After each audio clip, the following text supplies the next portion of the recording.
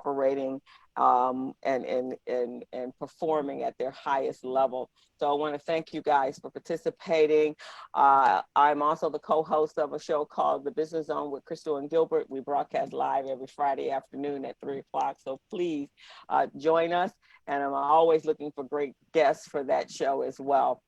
Before we get started, I just wanted to share some things that came across my desk yesterday on some other opportunities that are out there for us. So we have the EIDL, the emergency disaster, has been extended to September 16th.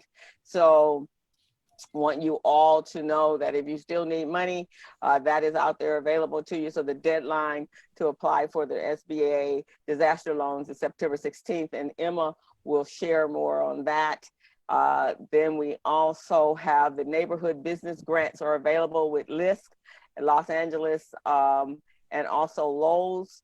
And so there's some information available for that. If you're interested, I can send that over to you. And then for women-owned businesses, there's a webinar that is happening on Friday, August 28th at 2 o'clock. And it's a collaboration between the U.S. Department of Transportation, DOT, and the SBA and the and HUD as well. And finally, for those that are following, that are renting, there is the LA County has a rent relief program, and it started. They were accepting applications from August 17th to August 31st. The eligibility is based on your income and those that have been financially impacted by the Corona-19 pandemic. And it's open to all of Los Angeles County renters, with the exception of the city of Los Angeles residents. So that started, so you can go. I sent out a blast yesterday. If you would like for me to send that to you, just let me know and I will forward that on to you. So with that, let's turn it over to Miss Emma. Emma, how are you today? And thank you for participating with us. Good morning. First and foremost, I have to, my heart is so heavy today. We lost a champion in our community, Gwen Moore. And not only was Gwen Moore my friend, my neighbor, my godmother, she meant everything to me. So this is a very difficult time for me. Just bear with me. Oh, we truly understand. And so anyone that know me, they know my relationship with her. I was at the house yesterday, so just keep her family in your prayers. It was so unexpected, and she is an amazing woman. Her legacy will last forever.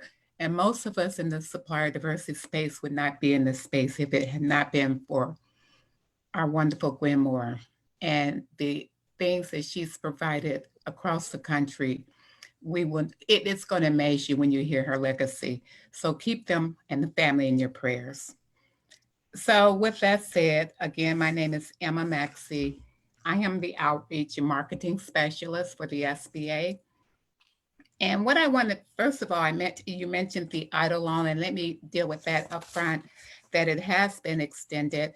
And anyone that is still looking for an EIDL loan or have applied for one and are having complications, please call me. I can help you. I can figure out what the status is.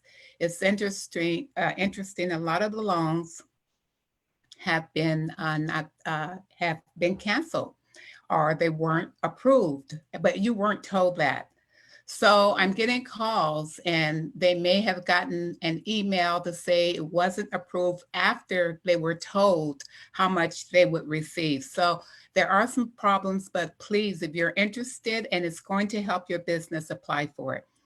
This will never come again, I tell you. And I will give you my information at the end of what I'm going to talk with you about. And I will be very brief. I'm just going to go through a short presentation, if I can share my screen with you. I don't know if I'm able to do this. Let me make sure. Okay. And I'm going to talk to you about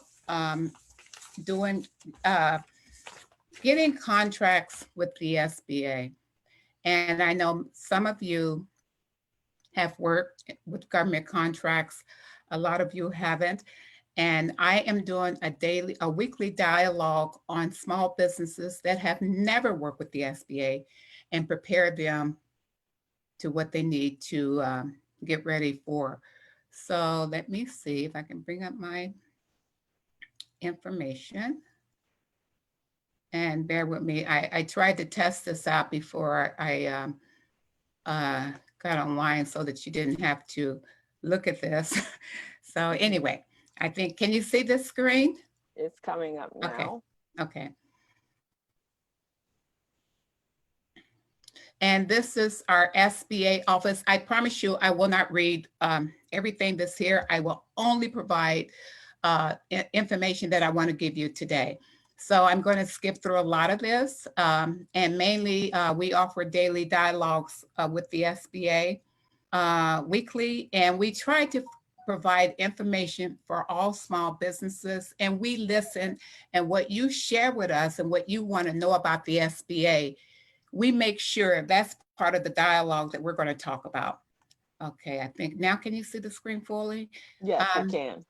Okay, and I was trying to open it up, but it was interfering with the people on the other side. I don't know if you were seeing that. So be that as it may, I'm going to talk about how to assess your business real quick, basic requirements, how to win a contract, types of contracts, and SBA contracting assistance program. So I'm going through these. I'm not going to share all the slides. And of course, we all know, let me see if I can make this smaller. Can you guys see the whole screen? Because I can't see what you're seeing. Okay, you have to evaluate your small business to see if it has what it takes to win a government contract. And of course, in order to win a contract, you have to provide the products and services that we procure. And really it's that we sell and at a competitive price. And that means you must make sure that whatever you sell, that you provide your NAICS codes associated with that in order for our buyers to see what it is you do. Let me get to this.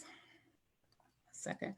Now, these are the federal procurement data systems that you really need. You can just take a picture of the screen and you'll have that information, the federal procurement data system. And this system is a repository of all federal contracting data for contracts over 25,000. And then it also provides you to see the agencies that have the contracts that you might be interested in.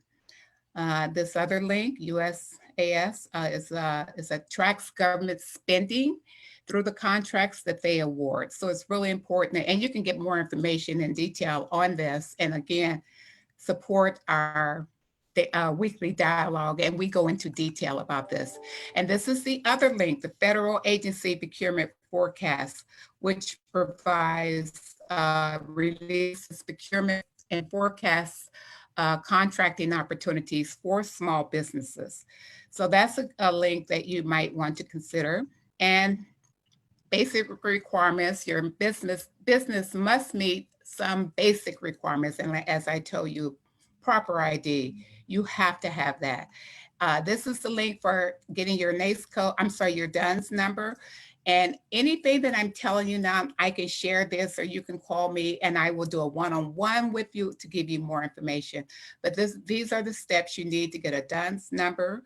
And most of you, I'm sure, are business savvy and you already have this information.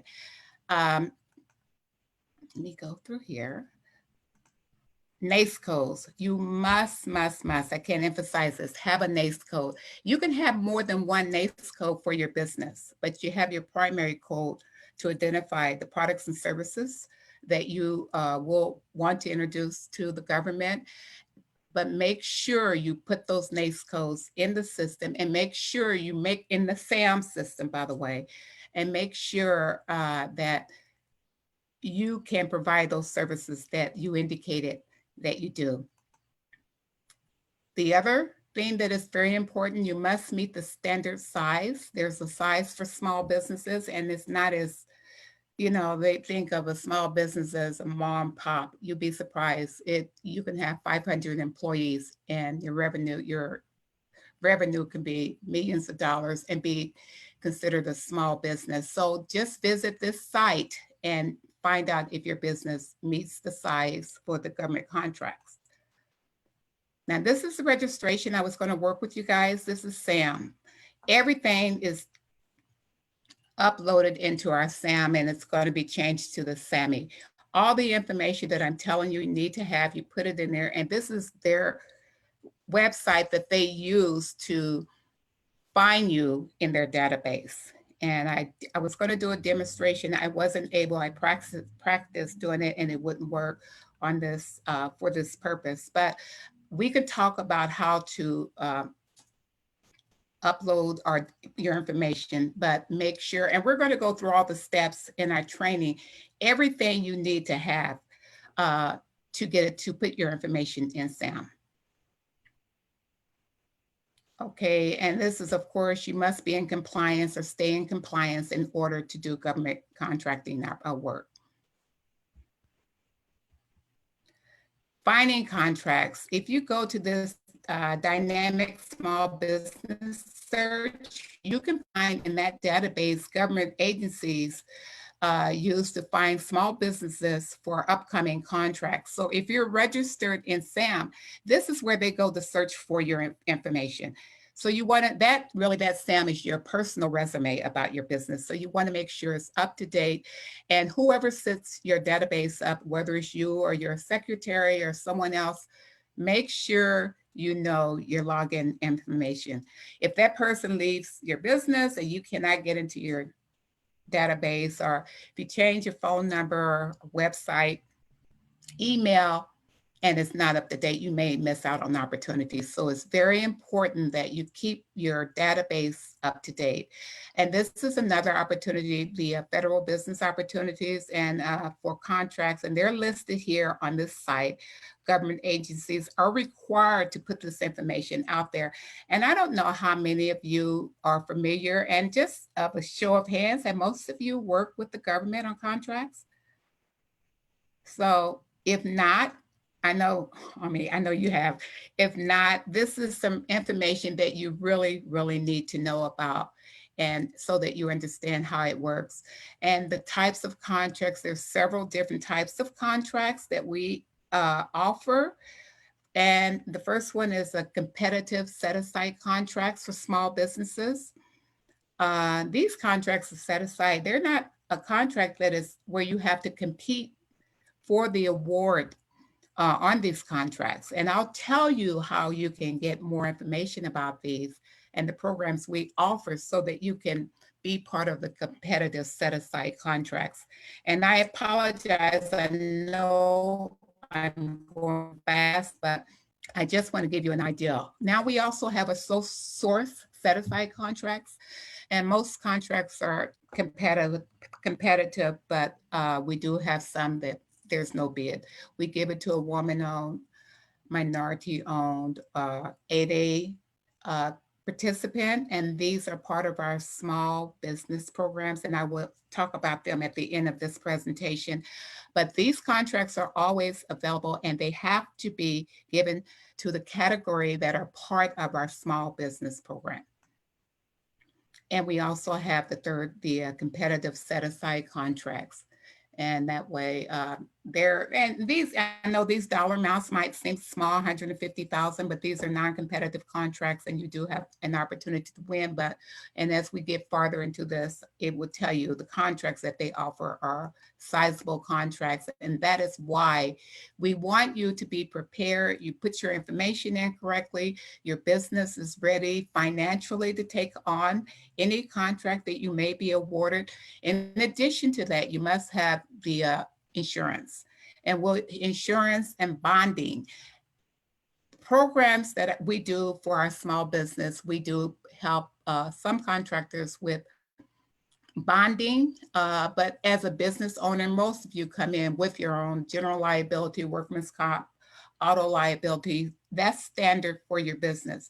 If you win a contract and you need some additional help, it is up to the prime contractor to determine whether or not they will subsidize your insurance. And that doesn't happen very often. So you make sure that you meet the insurance requirements for the size of your business. So we talked about the competitive set asides and sole source.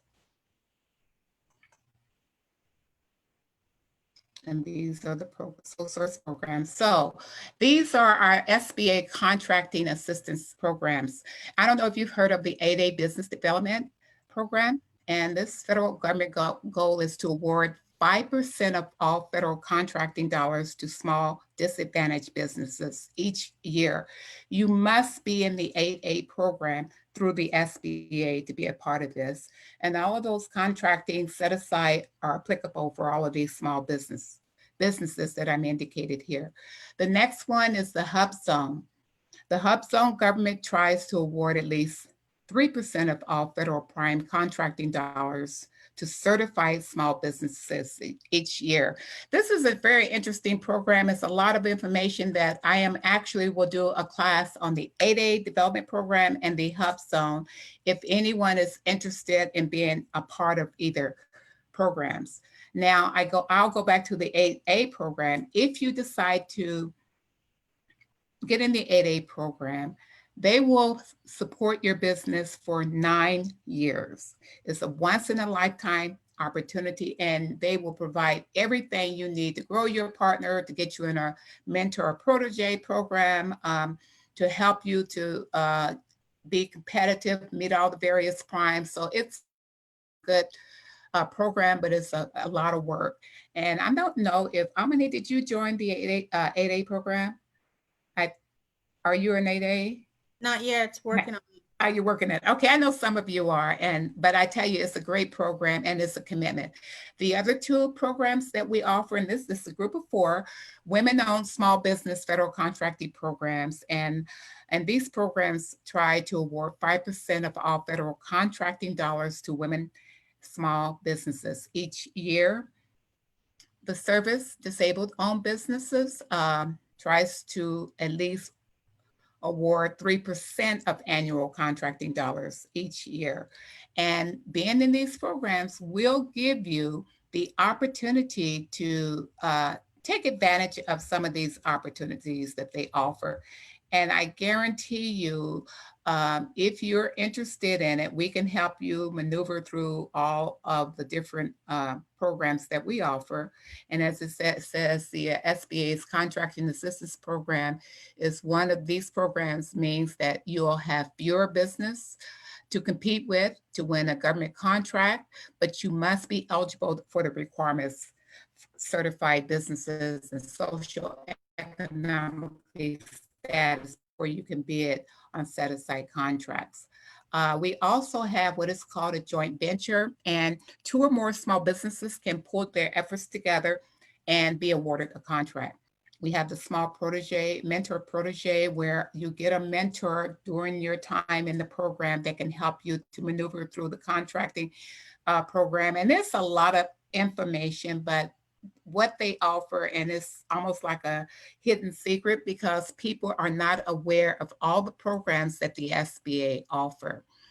So if you have any questions, please call me and I can help you with anything that you need to know. And if you join our weekly webinar programs, I will be happy to work with you and bring anything to the table. Don't feel like you can't ask these questions. Even I got a question last week, will SBA help me? Will SBA give us money to open the business? No, they won't give you money to open the business, but they can support you if you have a viable business and you need some assistance.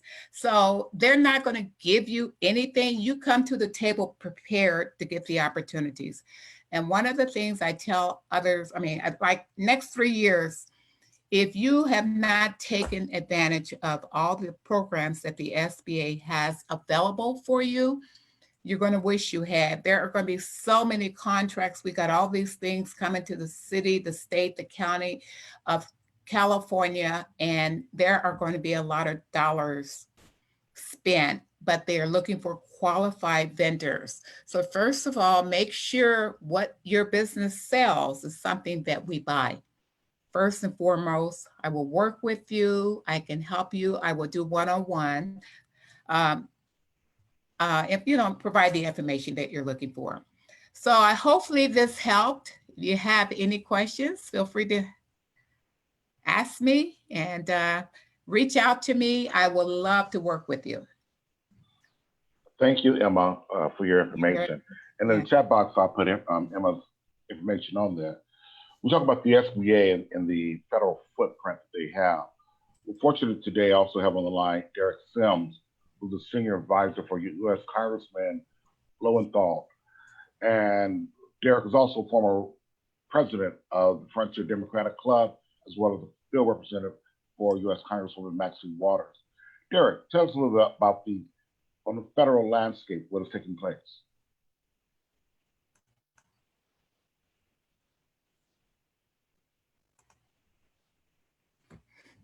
No, we need Emma. Let me stop her share. Okay, I think I did it. I deleted it. Okay. You know, All righty. There we go. Mr. Derrick. Your mic is on. Mute. There we go. Yeah. I get used to all of this. Okay. Basically, I was saying thank you for inviting me. It's a pleasure to be here. And I just want to connect with Emma with her passion and empathy and sympathy regarding our great Assembly member, Gwen Moore. It was during that era, Gwen Moore's era, that I started in this business, working for another giant in the field named Congressman Gus Hawkins, if anybody remembers that name. One thing that's interesting about Congressman Gus Hawkins and my connection with him, you always hear people say, well, why don't Black people get over slavery? Why don't you get over segregation? Just get over, that was a long time ago. But you know, I thought about that. It wasn't that long ago. I worked with Congressman Gus Hawkins. I worked with this man. This man was the first Democrat in Congress at that time in 1938 who took out another Black man who was a Republican, Fred Roberts down in South LA. Fred Roberts was a Republican Black man in South LA. And that's the time you always hear, especially conservative white folks say, well, you know, you guys were Republicans, you know, the party of Lincoln, you're always with the Republicans. That's true. But we didn't leave the Republican Party. The Republican Party left us. It decided to go straight corporate, straight business, and got off the track with helping us with Reconstruction and everything else that we went through. And so it wasn't that long ago, it's in my lifetime. Congressman Gus Hawkins in 1938 decided, hey, we need to change. And Fred Roberts was a great guy, but change was coming, and that change came through Roosevelt, Franklin D. Roosevelt.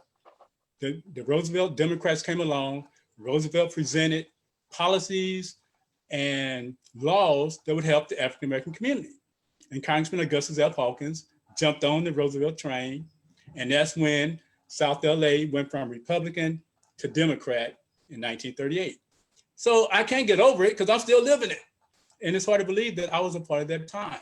And so we always have to remember that past. And we all know you just can't excuse that much hatred and that much beat down of a people without realizing what kind of impact it's going to have for generations. And so that's what I'd like to come and leave people with, and to let you know the legacy of that era of Gwen Moore and people that stature. That generation I call the generation of statesmanship. They really presented a stately demeanor, stately vision of what we need as a people, as a community, and they implemented it, and we benefited. Through Congressman Gus Hawkins, I grew up in South LA. I got on all the summer programs, CETA program, but I did the right thing. I went to Southwest Community College, went to USC, graduated, and ended up at UCLA, and the rest is history with Gus Hawkins. But another thing that they implemented that's important this year is affirmative action, right? Affirmative action became a stigma, a buzzword. But I tell people my small little example is to me a good example of affirmative action. When I worked for Gus Hawkins, I worked with him for 5 years out of USC. And UCLA at that time was trying to expand their government and community relations department. And at that time, before they expanded it, they just dealt with the West Side. They dealt with Zev Yaroslavsky, Herman, the Vermin, Waxman machine, and that was it. So they decided to expand it because the city was getting smaller and they had to get out and reach more people. So how did they reach out? They had to go look for other elected officials and staff members who could benefit the university. That's how they found me.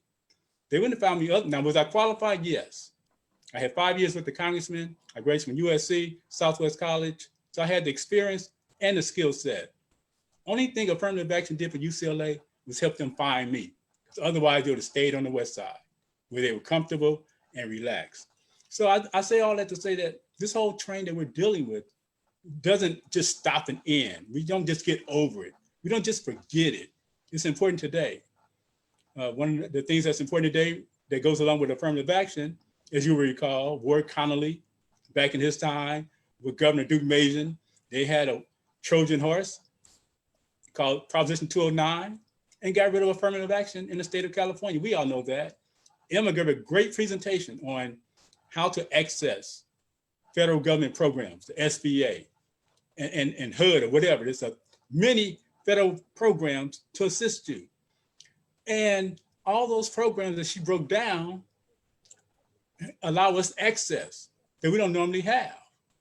And through her presentation, it allows us to know exactly how to get through that process and how to break it down. But given all of that, given Emma's expertise, given Emma's analysis of everything, given her experience, do you know that we still have the same baseline assumption on all African Americans? And that is that we're in last place. No matter how intricate the process, no matter how many access doors we get, in the last coronavirus payday came out, Congress passed it, the CARES Act. Who was at the bottom? African Americans. Who did we not have contact with? Bankers. Who do we not have contact with? Our CDFIs were not ready. Now LISC is out there down this time around, ready to help and connect us. In Long Beach, they started the Long Beach Center for Economic Inclusion. That is helping people in Long Beach connect to get the money for the next round that comes out. But when the round first comes out, we're not on the board. And that's not by accident. Tulsa wasn't an accident. All these things are not by accident. Emma broke it down. The bottom line is, where's our capacity? I remember when the Wells Fargo decided through their CRA, they're going to give $20 million to South LA. Well, you're going to give $20 million, sounds like a great press conference, but who has the capacity to grab that $20 million? So at the end of the day, when you look at it, they probably gave out $3 million if they gave that much out. It sounds like a great press conference because again, whether it's a CRA, SBA, whatever it is, what we need to look at is our capacity to really go after and get that money and qualify for it, like Emma said. How are you going to qualify for it now? We can get lost in the weeds. One thing I love about Black Lives Matter right now, they're chopping down the weeds because as much as I love, and I know you guys are business people, and I know you like to do things, mathematically, and you like to, cross the T's and dot the I's. But you know what? That's a game we never win with these folks. That's their game.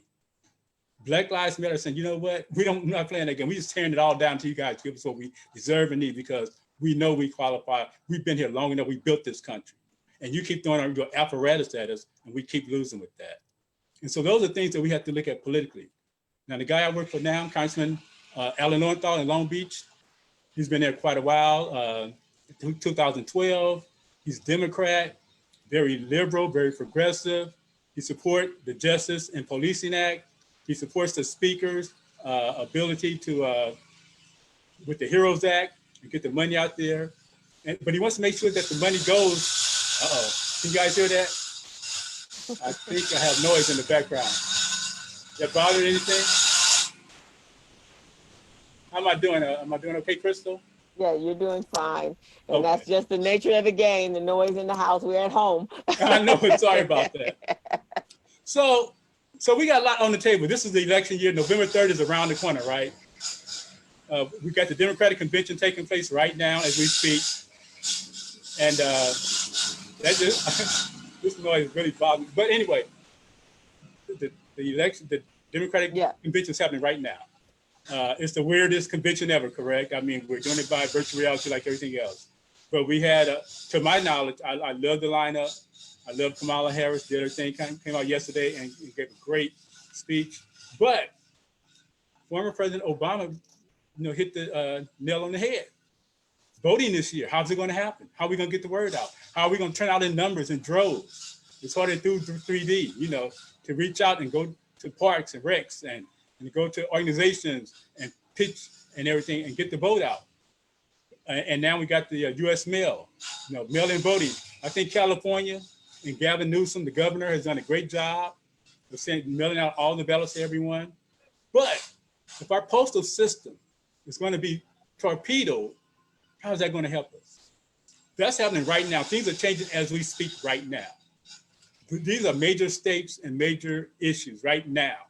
November 3rd around the corner. How's it going to play out? We don't know. We got to fight tooth and nail. We were already fighting suppression of the vote. We know that already. They had already suppressed the vote. Now we're dealing with sabotage of the postal office in this situation we're in now. So more than ever, we got to make sure that we get the vote out and that we take care of home base, and that each of us who are educated in the situation contact who we can to make it work. Locally, we got some strong elections coming up in our backyard. I mentioned Prop 209 and how it eliminated affirmative action. Well, thankfully for people like Shirley Weber in the state legislature, they came up with the ACA 5, and now we have Proposition 16 to actually get rid of Prop 209. We have, in my opinion, that has to go. It has devastated our progress, which already was small anyway. And so that's a very important item at the state level. And I think Stephen mentioned about my background. I come from South LA. I worked for Assembly Member Reggie Jones Sawyer there. But this year, the Assembly Member, Jones Sawyers, is fighting for his life. He actually came in second in the primary behind Efrain Martinez. For the first time, a sitting incumbent came in second in that seat. That's a seat that belonged to Maxine Waters, Margaret Archie Hudson, if you remember back in the day. It belonged to Mike Davis. It belonged to Mark Ridley Thomas. That seat has been an African-American seat in South LA for generations. And had we had the old paradigm where it was a party politics versus an open primary, Reggie will be out. It will be Efrain against the Republican or the Green Party, whatever. So that's a major fight happening in our backyard in South LA right now. And how that's going to play out, we don't know. We also have two major issues taking place because of term limits, right? We have Holly Mitchell versus Herb Wesson for the 2nd district of the county supervisor, District 2, which has been Supervisor Mark Ridley Thomas is turned out. These are two giants. I believe we all love them both. They've both been doing great work. Holly is known as the conscience of the state legislature. Herb is just known as a mastermind of locally. Everybody knows Herb Wesson, the council member, former president of the LA City Council. A very, very serious vote on the local level. We all know that the county takes care of all of our health needs. We know that Mark had to bring back MLK Hospital. Our community had no full service health system. We know with this COVID-19, we're the ones who suffer most of the illness and impact of a virus like this coronavirus. All the numbers are there.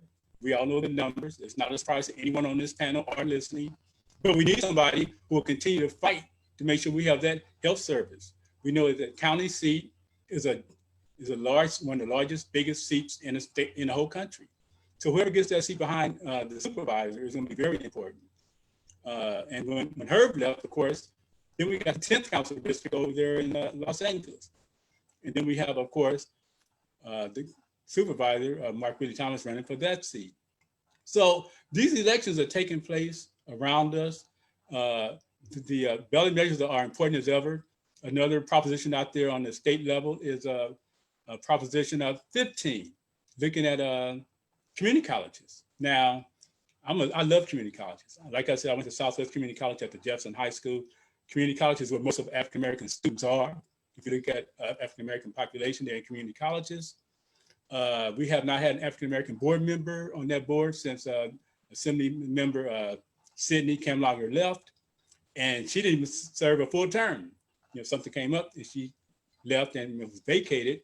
And for a little while, we had Angela Reddick on there, Then she ran and she couldn't get reelected. So then when they had to appoint for Sydney, there was a big push to try to get an African-American board member, but it didn't happen. So this time around, we need to look at that seat and see what's going to happen. But Proposition 15 allows for funding for the community college districts.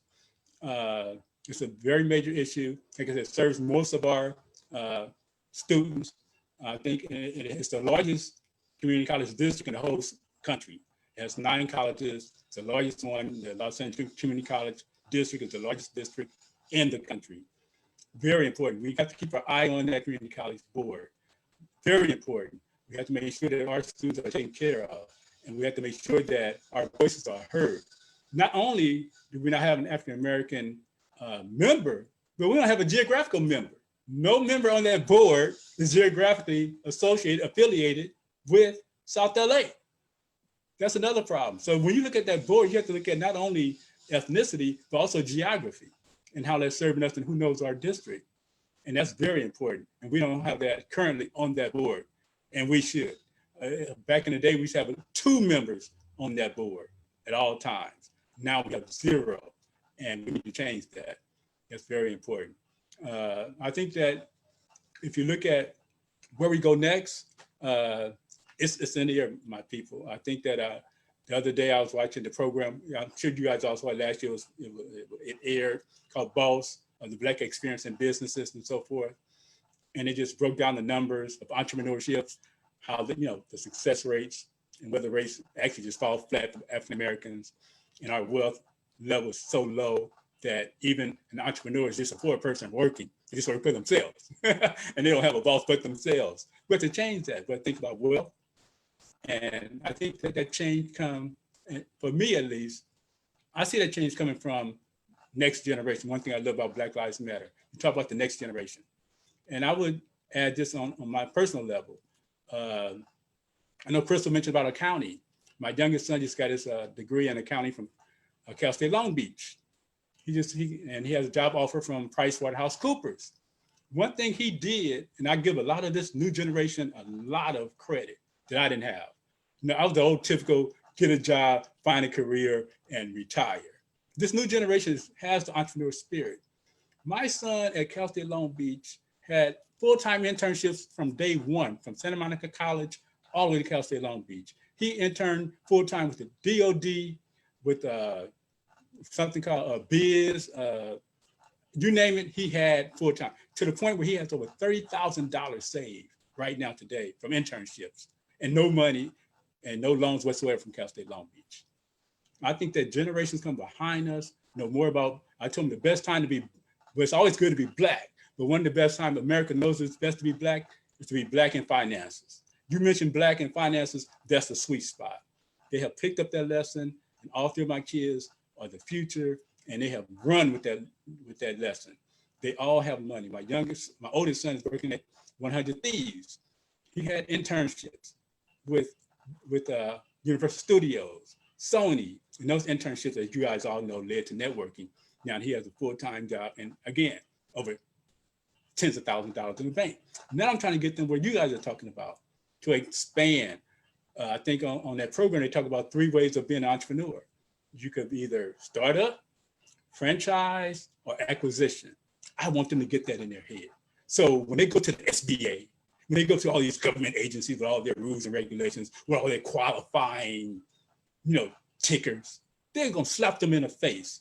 Hit me with your best shot. This generation has to be ready. We're tired of that crap.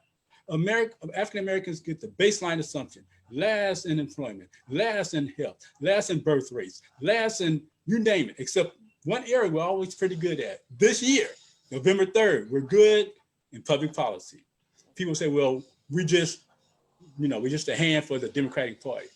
No, you deal with the hands that's dealt you, but you play that hand right, and you get the most you can out of your hand. And this is a time for us to really stand up and show out, because we got to make this happen. Otherwise, we're going to be the laughing stock of the world. And who knows what's going to happen with anything. The division that's happening right now in our country among race relations is ridiculous. It is absolutely appalling. But I do have faith in the young people, in the young generation. I have faith in my kids and people like them, who I see them working with all the time. They're fellow young people. I mean, my son does movies also, and he's always making a movie and things of that nature. They know, they have that spirit, and they're smart. They're methodical, and that's what you guys deal with. But we're gonna deal with being methodical in a way that the next time we build our next Tulsa, they're not gonna tear it down. The next time we build our next millionaires and billionaires that we have, they're not gonna get destroyed. It's gonna be ready, it's gonna be strong. And I have confidence in that. And I have confidence that we, on November 3rd, is gonna make the right decision, gonna get it done. I have confidence that we as a people will rise up as we've always done. All the challenges, they're all there. We all know the challenges. I'm not telling anybody anything new. But one thing I will say before I close is that, who am I? Now, Crystal gave me a big, I appreciate the title. Man, she gave me the biggest promotion I ever got. She called me Congressman. I'm not quite the Congressman, but I do work and advise the Congressman. And in my capacity, my job is, when I'm in Long Beach, I have made sure he connect with the Black community. During this time around, when he found out, and we found out that the Black people didn't get their share of the CARES Act, on his personal account, he started writing checks. And I tell him, write check to this organization, that organization, write a check. And he can write a check from his campaign. It's not a lot, but it's showing that I hear you, you deserve something, and I'm gonna do what I can. And it's my job to direct him like that. And he followed through. He really respects my word, he respects what I said. And it's for people like you to understand my capacity. When you deal with the SBA or any government agency, HUD, you deal with any one of them, commerce, you name it. It's my job to make sure if it's not going right, I'll contact our liaisons. I'll find out what's going on. I cut through the red tape for you. And then I try to get answers. And one thing I love about my job and working with people like Hillary and South, wherever I go, I connect with people right away. That's my job. I love it. I connect with everybody. I just reach out. I remember when I worked for Reggie, a lot of people said, who is this guy? Where'd Derrick come from? Even at New Frontier, they're like, who is Derrick? We don't know who he is. Then they found out I work for Gus Talking. They're like, oh, okay, we must be okay. But what I do, I say, look, I just go to the database. Look, we're government. We're transparent. After every election, you should know every single level of government and where their office is located, where their district office is located. Come find me. I'm sitting down waiting on you to find me. And ask me anything. That's my job. Now, if you're gonna come in my face now and say, well, I don't see you nowhere, that's your problem. That right there's a problem, because it ain't your job to see me somewhere. It's your job to take the initiative and call me up. And I tell people, have you called me? Did you email me? Did I not respond? Then then it's on me. But I'm a public government. We're transparent. We're not hidden. If you want to know me or anybody, any staff member, we all have issues. You guys know, contact us. For me personally, I love to engage. I love to run. I don't just wait. So I do both and. It's not an either or, it's both and. I both wait for you to call me and I set my own agenda to go find you because somehow you haven't found me yet. And so that's what I love to do. I love to connect resources. I love to be involved. And I love to help people like yourselves. Recycling Black dollars has been around forever, and it's been doing an amazing job. But again, it's been trading up that mountain. We've been trying to recycle our Black dollars. We still got issues in our communities. We haven't had our dollars turn over. And I know I'll leave you with this, but you remember D Knowledge, he's passed away, but D Knowledge to me was the first spoken word genius out there. D Knowledge had a spoken word that said, just once, try a Black business just once at least, and give them maybe, like you do the Japanese gardener, like you do the white businessman, and like you do anyone else, give them maybe one, maybe twice, maybe three, maybe 4 chances, not just one. We give ourselves just one, and that's it. We got to know how to say, I didn't get that one right, I'm going to get the next one right. Instead of saying, I didn't get that one right, I'm not dealing with them anymore. And that's a good point. That's a good point, Derrick. But Chris, I had a couple questions that you just want to ask you. I'm sorry, I can go on forever. Go ahead. So we wanted to know, could you briefly kind of tell us about the HEROES Act and the Democratic Convention? I know that, again, it's very unique this year. Yesterday was fantastic with Barack Obama and as well as with Kamala Harris. I think it was just awesome. But can you talk about the HEROES Act a bit? Well, the HEROES Act is fantastic if they can implement it.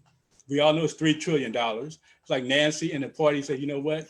We're going to throw everything in this to help our people and our economy get back on its feet. And of course, the House passed the HEROES Act. It went over to the Senate, and just as we thought would happen, is that Senator Mitch McConnell, and the and the Republicans in the Senate came out with what they call the HEALS Act. And there's a lot of differences and a lot of comparisons, but one thing you need to know is that one of the biggest things is, of course, is, and that's when President Trump jumped in, how much money to pay for unemployment, how long to extend it, and how much to pay out.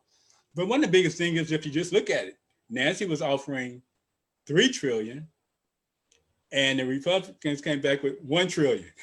And so when they cut that baby, they cut out a lot of funding for areas that we missed the last time. In the CARES Act, if you remember, it took us a while to catch up to nonprofits. Nonprofits serve our community. Nonprofits is one of the biggest employers in the country.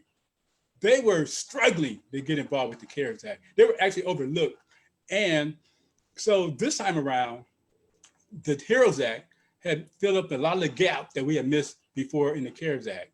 And the HEROES Act is on target to hit populations that were underserved, like the African-American community. The HEALS Act by the senators, of course, cuts through all of that and pretty much gives most of the money.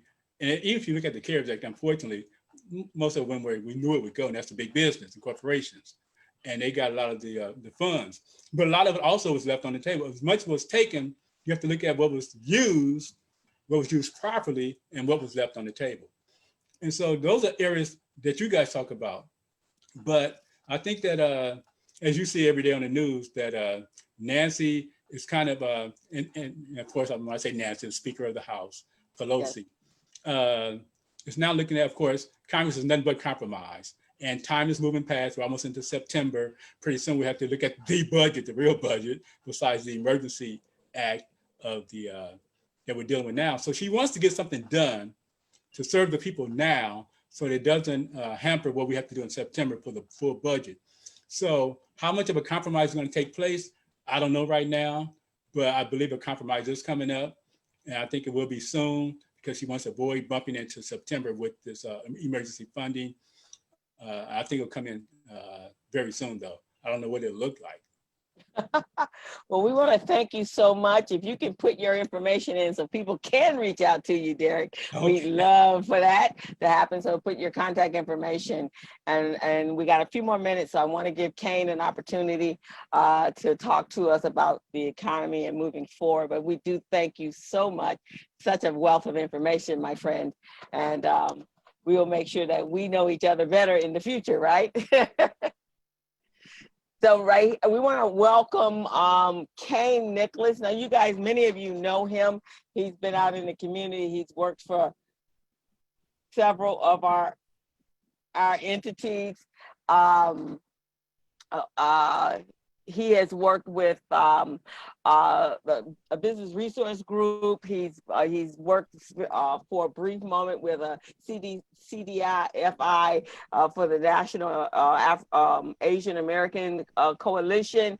He has spent 18 years in our community working to help our businesses build stronger business models and create vision and equity in their business. So I want to welcome Kaine to talk to us about our economy and close us out. Kaine, are you available there? Yeah, I am here. Thank you so much, Crystal. Thank you, Stephen. I am excited to be back in the presence of, virtually that is, with all of you. I do see some names of some people that I care about, and I actually care about all of y'all, because business is very important to me. And we all know that small business, Black business, or small business is a very big part of our economy. And I obviously have a very special place for businesses of color and Black businesses. And so what you may not know about, what I'll talk about is this.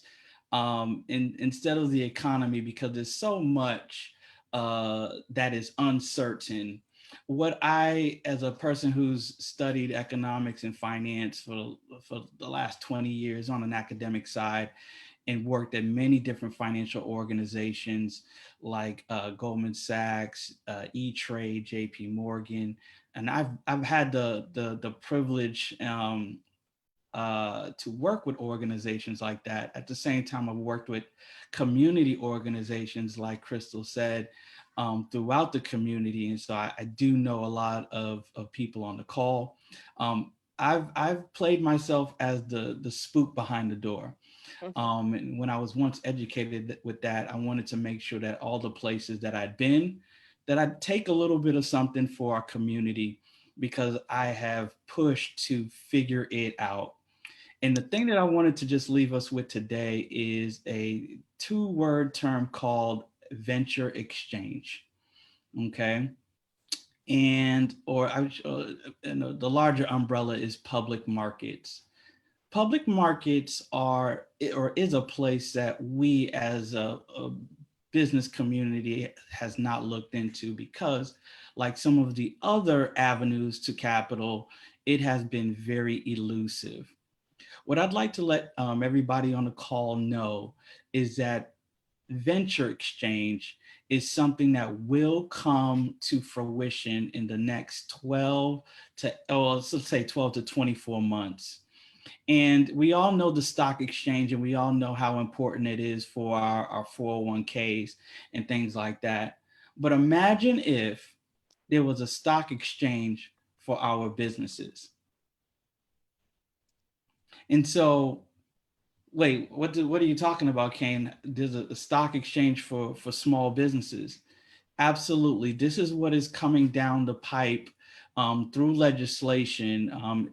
Started in 2016, and it's quietly working its way bipartisan to being approved. Up until, obviously, we had some issues going into the stimulus bill. And I don't play, Derrick, I don't play a politician and a political analyst, but there is something that it's been worked on and bipartisan, but because of certain people, these I wouldn't say pork belly, but these types of initiatives, because when everybody agrees on something, they kind of put it in with the bigger packages at the end of the year. And so when Congress closes or does not agree, then everything gets thrown out with the bathwater. I can follow up with those who are interested a little bit more. And I always can take a political science class or a lesson here on end. But what I will say is that this is something that I believe will create the fertile ground for the next Tulsa, for the next Black Wall Street, for the Harlem, and things of that nature that we've seen. There's even been, there's always been pockets of entrepreneurship and its own microeconomies that we've just simply just been wiped out through the history books. And so what I wanted again is just let people know that there is a mechanism that will be created for quasi public companies that'll be coming in, and that will be in the term of the venture exchange. And the act that you want to kind of follow is with the Main Street Growth Act, okay, HR 2899. Okay, so that's something that you want to write down and keep on your radar. And so what happens for us in the meantime? What's critical, and as I've somewhat circled the community, and everyone is helpful. I've benefited as a young Black man. Right in the middle, I have a family of 2 girls and a daughter. But like Derrick was saying, that there's so much opportunities out there, and the young people are hungry, and that they don't know how to. They definitely know how to make noise. Let's. There's no doubt about that. I do feel like I could have made a little bit more noise, but I always knew that the second phase of our journey would be economics. And what is our economics plan? And so as I was going through my own personal journey, going through these organizations, I said to myself, well, what if I worked at a large corporate, a multi-billion-dollar corporation? What would happen? What if I were to get licensed in everything? What would happen? And then what it did happen, and I found out what was keeping us from getting to the next level. And that is beyond financial literacy, but more so business economics and financing. What is really critical, and I know that I'm speaking to the choir, is that not only do we take up Emma Mackin's call to action to go get your 8A. Also, in terms of building capacity, like Derrick Mims was saying, we need to reach out and start to partner with each other, but also be a little bit more open to technology companies. We're really good at it. We have businesses that have been in business for 20 years, 15 years, 10 years, and have never seen public money. And so what would happen to I don't want to say anybody's name, but a Lamert Park business, if they were infused with $200,000 through a capital markets, what would happen to that particular business that would be partnered up with a Black technology company? And so those are the things that I imagine will need, not imagine, but it will need to happen. And so currently I'm working as the Advanced Diversity Director for Founders Click. Founders Click is an online ecosystem of entrepreneurs of about 100,000 members throughout the world. My job is to make sure that people bridge here in the US to other communities of the diaspora. That increases your capacity as a small business to not only connect with other markets, create commerce outside of the US. So in this pandemic, it may be difficult to go out and get new clients. But if I'm talking about a totally new ball game, a totally new market where you can increase your revenue, increase your connection, and increase your capacity to do bigger business. We do know that Los Angeles is a major city, but it only plays a part, a small part in our global system and our global markets. And so that is the bigger picture from the investments market conversation, and it's extremely early, but I know what it's like to be turned down from a bank. I know what it's like to be turned down from the government. I know what it's like to be turned down from a CDFI. And I know how sometimes our resources can be strapped. But I will say that this is a particular avenue that we haven't been able to have access to, but it's going to be mission critical that we get our practice as if we were becoming an 8A company, partnering with organizations like Recycling Black Dollars or the people that are on this line, and step up your technology conversation, because as you can see, technology is a critical part to our business infrastructure, which literally can double your capacity overnight. And so don't have a big time presentation or anything like that, because I like to talk straight talk. But I've gotten the licenses, insurance, every type, securities, every type. I can legally talk to people about finances. But my goal, and know that what my calling is to make sure that this type of information gets to people like you. So I want to thank Crystal and Mr. Steven, and if there's any questions or anything like that, I do see a question. I do see some questions, but I want to just defer to Crystal and Steven and see how we go from there. Thank you so much, Kaine, and you're absolutely right. Partnering and working together, obviously, is definitely my goal, and also embracing Black technology. I think it is the future, and we have to embrace it. In fact, it's been pushed upon us. COVID helped that out. That was a silver lining, because folks are doing some things that they never would have thought they had done. There was one quick question before we close out: does Founders Click include nonprofits? Absolutely. And Founders Click is an ecosystem where if you're any entrepreneur at any stage can join the ecosystem. You can go online, and it's foundersclick.com. But what it represents is it's based in Silicon Valley. But what it represents is a country like India or a country like Australia, where people are looking for differentiating their products.